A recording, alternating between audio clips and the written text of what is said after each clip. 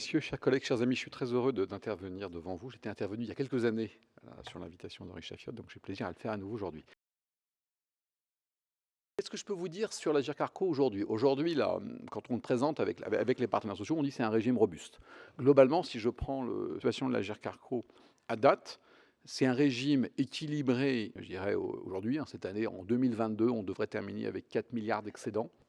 Et on avait 68 milliards de réserves au 31 décembre 2021.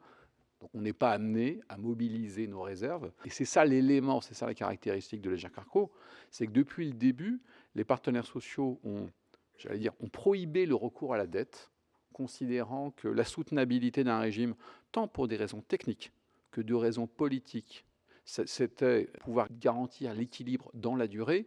Or, statistiquement, il n'y a pas de raison qu'une année donnée, les recettes et les dépenses s'équilibrent.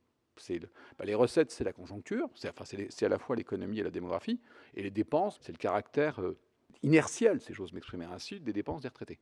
Donc c'est pour ça que depuis 75 ans, ils ont toujours piloté le régime à l'équilibre, mais avec un équilibre pluriannuel. Si je prends sur les 20 dernières années, le régime a connu des excédents de 5 milliards, il a parfois connu des déficits de 5 milliards. Mais si je raisonne sur 20 ans, il est équilibré.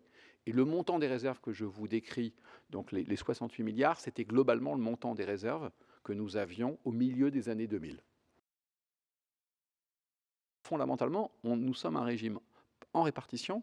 On tient compte d'un rendement de 1% des réserves en réel, mais fondamentalement, il ne compte pas sur les réserves pour équilibrer le régime dans la durée.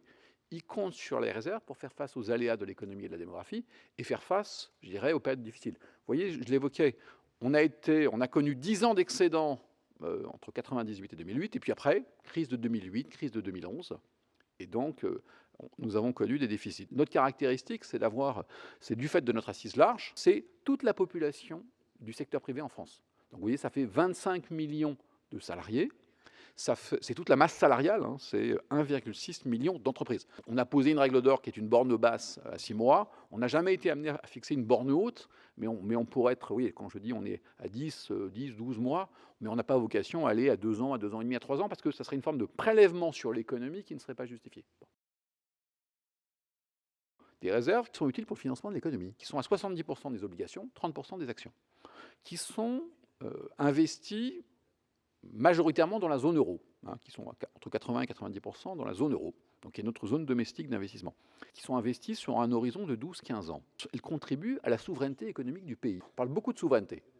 Le fait qu'effectivement, je dirais, l'Agirc Arrco, par sa politique d'investissement, contribue au fait que les entreprises françaises, quand elles ont besoin de se financer, puissent s'appuyer sur des investisseurs institutionnels français qui les accompagnent dans la durée, avec des principes de gestion responsable, qu'on appelle la politique ISR, investissement socialement responsable. Tout le monde cotise chez nous, y compris l'industrie pétrolière, donc on n'est pas à exclure l'industrie pétrolière. Au contraire, on est à l'accompagner vers une société plus propre, vers les énergies renouvelables, vers la décarbonation de l'économie. Pour un régime comme le nôtre, on a besoin d'avoir toujours, dans 15 ans, dans 20 ans, des entreprises et des salariés florissants dans notre pays, qui payent des cotisations, qui créent des emplois. D'où l'enjeu du développement durable sur l'emploi. Merci à vous, merci beaucoup.